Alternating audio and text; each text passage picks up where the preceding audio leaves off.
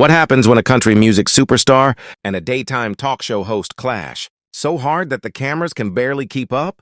What was meant to be a fun, lighthearted interview turned into one of the most uncomfortable moments in daytime TV history. This is the story of how Blake Shelton's appearance on The View spiraled, completely out of control, ending with one of television's most unexpected walkouts. But before we dive into how it all unfolded, make sure you hit that subscribe button and drop a comment below telling us what you think about this whole situation. Because trust me, after you hear what went down, you'll definitely have an opinion. Blake Shelton walked onto the View set with his signature easygoing charm, waving to the crowd as they erupted in cheers. Dressed in his usual denim and boots, he looked every bit the country star his fans know and love. The panel greeted him warmly, smiles all around.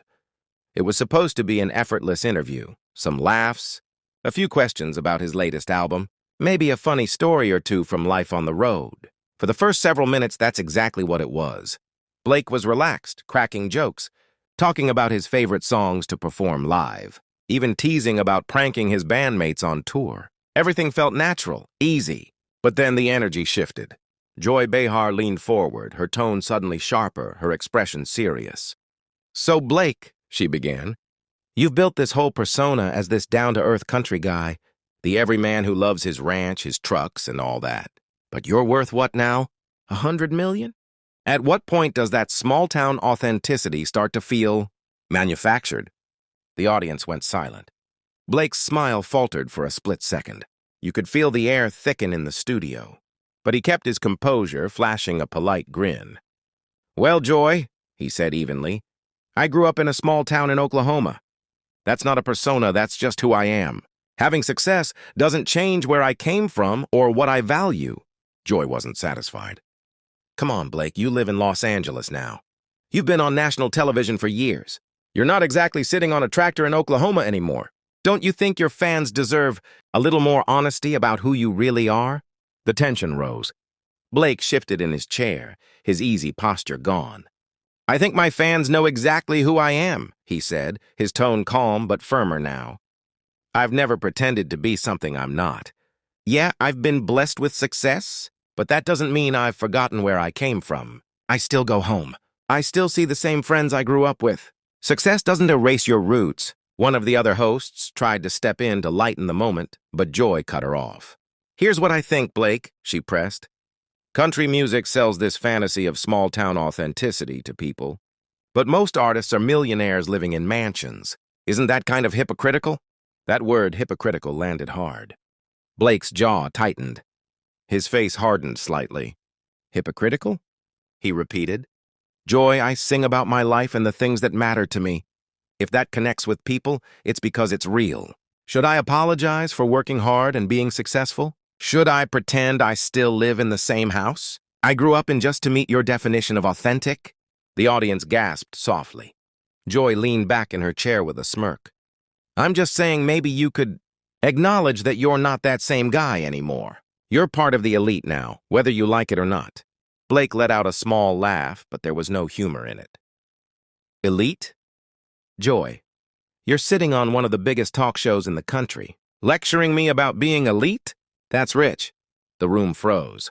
The audience reacted with a mix of awkward laughter and gasps. Joy's expression went cold. "Excuse me," she said sharply. "I worked my way up from stand-up comedy and years of rejection. I earned my place here, and so did I," Blake shot back. "But apparently, because I'm from the South and sing country music, I've got to prove myself to people who think they already know what that means. I'm real tired of it, Joy." Joy crossed her arms. "People like me? What does that mean?" Blake's voice dropped lower. "It means people who look down on country music and the people who love it. People who assume that if you're from a small town or hold traditional values, you must be some kind of backwards stereotype. I came here to talk about music, not to be psychoanalyzed about my authenticity." Another host jumped in nervously. "Maybe we should take a breath here." But Joy wasn't backing down. "I'm not attacking you personally," she insisted. "I'm asking real questions about the image you sell versus your reality. That's journalism." Blake shook his head slowly. "No, Joy, what you're doing is putting me in a box. You don't understand my world, And you don't want to. You think success means abandoning who you were. It doesn't. You've already decided who I am before I even sat down. The studio was silent. Even the camera crew hesitated to cut to commercial. Joy's voice rose slightly. I think you're being defensive. All I did was ask you to think critically. Defensive? Blake's tone was sharper now. You called me a hypocrite on national TV. You suggested everything about me is fake. And now I'm unreasonable for pushing back? That's unbelievable. I didn't call you a hypocrite, Joy snapped. I asked if it felt hypocritical. There's a difference. Is there, though? Blake shot back. Because it sure sounded like your mind was made up before I said a word.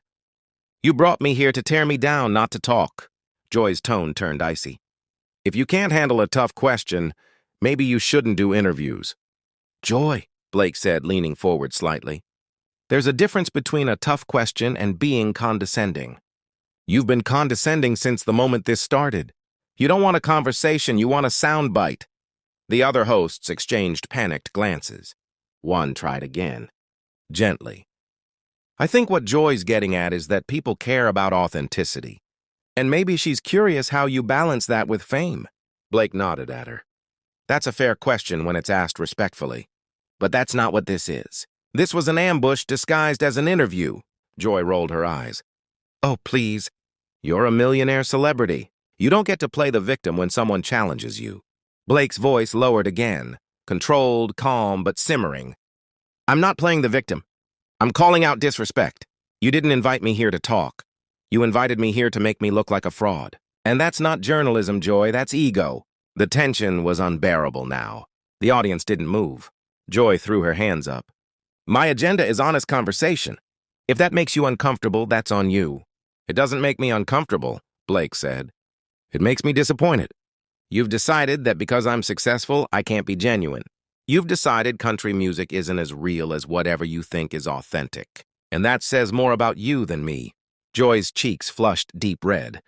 Don't twist my words. Blake, I never said country music was less than anything. You didn't have to, Blake said. It's in your tone. It's in the way you ask your questions. You think authenticity disappears with success. It doesn't. Some of us still remember where we came from. Even if others can't see past their own assumptions. Joy stood from her chair now, pointing a finger toward him. I don't have contempt for you. Blake, I just have no patience for people who refuse to be self-aware. You're a millionaire. Stop acting like you're just a guy from the farm. Blake stood too. The audience held its breath. You know what, Joy? You're right about one thing. There is a contradiction, but not the one you think. You say you want honest conversations. But when someone challenges you, you double down and talk over them. That's not honesty, that's arrogance. The producers were clearly panicking off camera. One of the hosts tried to intervene again. Okay, let's just take a step back. This has gotten... Joy cut her off. No, let him finish. Go ahead, Blake. Tell me what you really think. Blake looked at her for a long, heavy moment. When he finally spoke, his tone was calm but cutting. What I really think, Joy, is that you don't respect me or what I do. And that's fine. You're entitled to your opinion. But I don't have to sit here and be insulted for it. I came here in good faith. You turned it into a courtroom. Joy crossed her arms. If you feel attacked by basic questions, that's a you problem. Blake shook his head. See, there it is again. The condescension. You talk to me like I'm some uneducated fool who doesn't know how media works. But I do. And what's happening here isn't an interview, it's an ambush. Joy's voice trembled slightly, anger or pride, it was hard to tell. If you can't handle being challenged, maybe you need thicker skin. This is TV, not a therapy session. No, Joy, Blake said evenly. This isn't TV anymore. This is personal, and I'm not playing along. Then he did something no one saw coming. He began unhooking his mic. The hosts froze. One of them reached out, panicked. Blake, what are you doing? I'm done, he said simply. I'm not going to sit here and defend my life to someone who's already decided who I am. Joy scoffed. Oh, so you're just going to walk off? Because someone asked you hard questions? That's mature. Blake stopped, looked directly at her, and said quietly, I've answered your questions. Joy. I've been calm, I've explained myself. And none of it mattered because you weren't listening. So yeah, I'm walking off.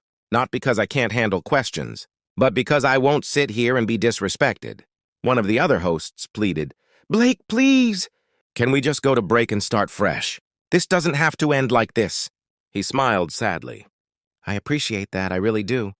But I can't pretend the last 20 minutes didn't happen. I'm not going to fake a smile for the cameras after this."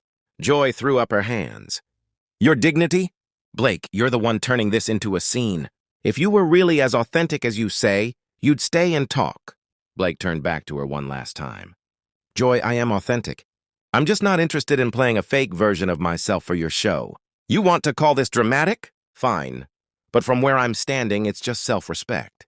He placed the microphone on the chair and turned toward the audience. "Thank you all for being here.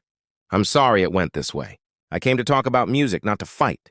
To my fans watching, I love you, and everything I do from an honest place. I'm not perfect, but I'm real." Joy couldn't resist one last jab. "Real dramatic exit, Blake, very authentic." Blake paused, turned halfway back to her, his expression steady. "You know what, Joy? I hope someday you learn the difference between being honest and being cruel. Until then, good luck." And with that, Blake Shelton walked off the view stage, leaving the audience in stunned silence and the hosts staring after him. The cameras cut awkwardly to commercial, but the clip would soon flood social media within minutes, millions watching, debating, replaying every second of what just might be one of the most unforgettable talk show moments ever broadcast. Blake Shelton didn't just walk off a TV set that day. He walked away from a conversation that stopped, being a discussion and became a showdown. And whether you agree with him or not, one thing's for sure, nobody watching that moment would ever forget it.